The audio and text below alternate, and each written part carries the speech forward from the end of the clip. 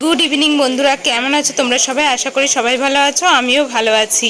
তো সন্ধ্যেবেলায় আজকে দেখো রেডি হয়ে গেছি। বর বললো ঘুরতে নিয়ে যাবে, যাব গঙ্গার ধারে, মানে কালো বস্তায়। এর আগে কালো বস্তার ভিডিও আমি তোমাদের সাথে শেয়ার করেছিলাম।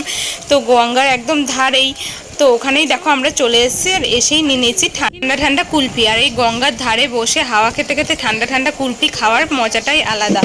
কয়েকদিন আগে যখন এখানে এসেছিলাম তখন কিন্তু এই বসার জায়গাগুলো ছিল না। এখন এসে দেখছি যে গাছ লাগিয়েছে, আবার বসার জায়গাও হয়েছে।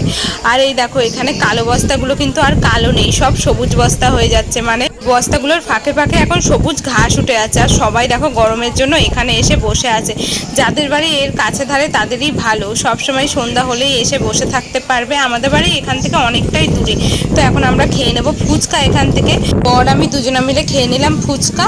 বেশি খাইনি, 10 টাকা করে খেয়েছিলাম। তারপরে দেখো এই গাছের এখানে কত সুন্দর লাগছে, সবাই সেলফি তুলছে, আমরাও একটুখানি সেলফি টেলফি তুললাম। তারপরে অনেকক্ষণ আমরা দুজনে মিলে ওখানে বসেছিলাম। বসে থাকার পর এখন বাড়ি ফিরছি।